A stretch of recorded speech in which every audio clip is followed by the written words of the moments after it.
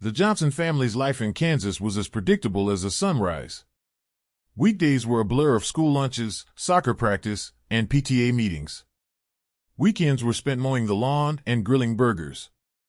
But on a fateful Friday night, their ordinary world fractured. Please help this channel by clicking like, subscribe, and comment the name of the country you are from watching this. I'd love to read your comments of this story. It began subtly. Flickering lights. Radio channels changing on their own. Max, the family dog, whimpered and hid under the bed, ears plastered back. Sarah, a knot of unease forming in her gut, muttered, "Maybe a power surge." Later, tucked in bed, Billy swore he saw an eerie blue light outside his window, pulsing like a malevolent heart. He nudged Lily, "Look," but by the time she turned, the light was gone. Sleep was elusive that night. Every creak of the house sounded amplified, a chilling whisper in the darkness. Then, a blood-curdling crash erupted from the backyard. Tom, heart-pounding, raced out with Sarah close behind. In the center of their backyard lay a metallic object, unlike anything they'd ever seen. It hummed with a low pulse, an otherworldly sound that sent shivers down their spines. Panic warred with curiosity. As Tom, ever the mechanic, cautiously approached, a hatch hissed open, revealing a figure bathed in the blue glow. It was small, humanoid, with large, black eyes that seemed to pierce through the darkness. It spoke, its voice a series of clicks and whistles that sent shivers down their spines. "It's talking?" Sarah gasped. Tom, ever practical, reached for the flashlight on his belt. The alien, sensing the threat, raised a slender hand, and the Johnsons were engulfed in a blinding white light. When the light faded, the alien was gone, and so was their backyard shed. In its place swirled a vortex of shimmering colors, a gateway to the unknown. Fear turned to terror. Sarah scooped up Lily, burying her face in her mother's shoulder. Billy, wide-eyed and breathless, whispered, "Is it taking the shed to space?" Tom, trying to sound brave, said, "We need to call the police." But there was no signal on their phones. They were completely isolated. The vortex pulsed, and with a pop, another figure tumbled through. Tall and gaunt, dressed in a tattered black suit, he landed hard, groaning in pain. The Johnsons huddled together, fear paralyzing them. The stranger, noticing them, pulled himself up. "Who are you? Where am I?" His voice was rough, laced with urgency. The alien emerged from the vortex behind him, a low growl emanating from its throat. A tense standoff ensued. Then, the newcomer, introducing himself as Qarthrakk, pointed a strange device at the alien. A beam of red light erupted, hitting the alien with a deafening crackle. The alien shrieked, recoiling back into the vortex, which pulsed once more and vanished, taking the shed with it. Qarthrakk, gasping for breath, lowered his weapon. "Thank you. You have no idea what you've just done." Hesitantly, Tom stepped forward. "Who are you? What's going on?" Qarthrakk, explaining he was an intergalactic cop chasing a dangerous fugitive, the alien they'd just encountered, revealed a chilling truth. The alien, a Xylothian, was after a powerful energy source rumored to be hidden on Earth. The Johnsons' blood ran cold. Rumors of strange lights over the abandoned mine a few miles away flooded their minds. Qarthrakk confirmed it, the energy source was there. "We need to get to that mine," Qarthrakk declared. Tom, ever cautious, argued, "But we can't just leave. What about the police? And the shed?" Qarthrakk, frustrated, explained the lack of signal was his doing, a safety measure to prevent the Xylothian from calling for backup. The next hours were a blur of frantic activity. Tom, Sarah, and Qarthrakk piled into their rickety pickup truck, Billy and Lily sandwiched in the back. The drive to the mine was filled with Qarthrakk explaining the dangers of Xylothian technology, capable of warping reality and causing immense destruction. The abandoned mine loomed, a gaping maw in the earth. Armed with Qarthrakk's strange energy gun and flashlights, they ventured in. The air hung heavy with dust and an eerie stillness. The deeper they went, the colder it got. Strange sounds echoed through the tunnels, dripping water, the scuttling of unseen creatures that sent shivers down their spines. Suddenly, the tunnel ahead shimmered. As they approached cautiously, the air crackling with unseen energy. There, in the center of the cavern, stood a pulsating crystal, radiating an ethereal blue light, the Xylothian energy source. "That's it," Qarthrakk whispered, his voice tight with urgency. Before they could react further, a chilling hiss echoed from the darkness behind them. The Xylothian materialized, its eyes glowing with an angry red. "You again," the creature rasped, its voice distorted and inhuman. "You will not interfere." Qarthrakk aimed his weapon, the red light humming with power. "Let's settle this, Xylothian scum." A tense silence followed, broken only by the hum of the crystal and the ragged breaths of the humans. Thinking fast, Tom stepped forward. "Wait. We're just here by accident. We don't want any part of this." The Xylothian paused, its gaze shifting between the humans and Qarthrakk. Then, to their surprise, it spoke in a raspy voice, mimicking Tom's words, "Just here by accident? Don't want any part of this?" Sarah gasped. "It can speak English?" Qarthrakk swore under his breath. "It's an illusion, a trick to distract you."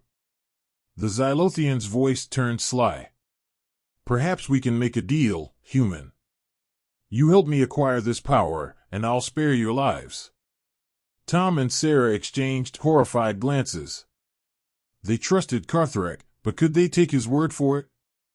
Sensing their hesitation, Billy, in a burst of unexpected bravery, blurted out, "Don't listen to it. It's a liar." The Xylothian whipped its head towards him, eyes flashing with rage. Sarah scooped him up protectively. "Billy, be careful." Suddenly, the cavern floor trembled. A low rumble echoed from deep within the earth. Dust rained down from the ceiling. "The mine is collapsing," Qarthrakk shouted. "We need to get out of here." He grabbed Sarah's arm, while Tom scooped up Lily.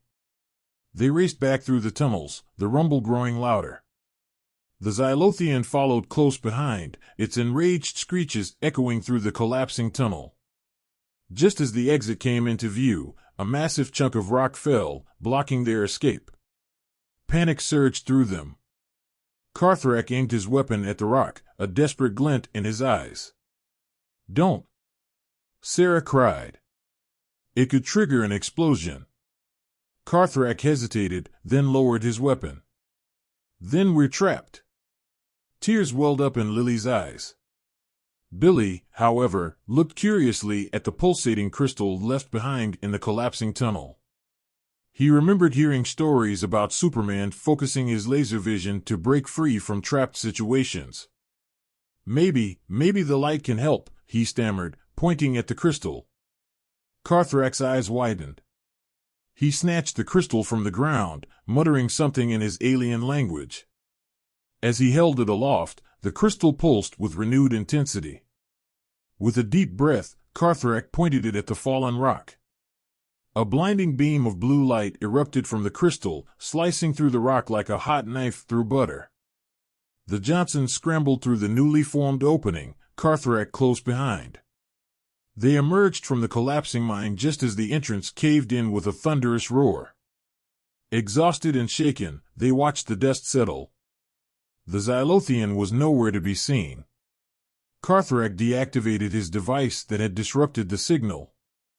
Soon, their phones buzzed back to life. The police swarmed the area, alerted by the emergency call Sarah had finally managed to send. They found the Johnsons huddled outside the mine entrance, babbling about aliens and collapsing tunnels. The authorities were skeptical, of course. Qarthrakk, ever the resourceful alien cop, knew they wouldn't believe their story.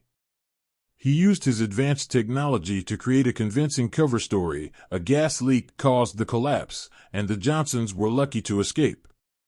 With the authorities satisfied, Qarthrakk turned to the Johnsons. "I owe you my life," he said, his voice tinged with gratitude. "You are brave humans." He took the broken crystal, its power now diminished, and promised to find a way to use it safely. Then, before their eyes, Qarthrakk shimmered and vanished. The next few weeks were a whirlwind for the Johnsons. Dealing with the police investigation, the media frenzy that erupted despite the official gas leak story, and the constant whispers and stares from their neighbors were overwhelming. Billy, however, became a local hero. His innocent outburst in the collapsing mine, captured on Qarthrakk's hidden recording device, which he discreetly left behind, turned him into the boy who scared away the alien. He reveled in the temporary fame, even though he swore his parents and Qarthrakk, via a series of cryptic text messages disguised as alien video game codes, to secrecy about the real story. Sarah, on the other hand, struggled with nightmares of the Xylothian and the collapsing mine.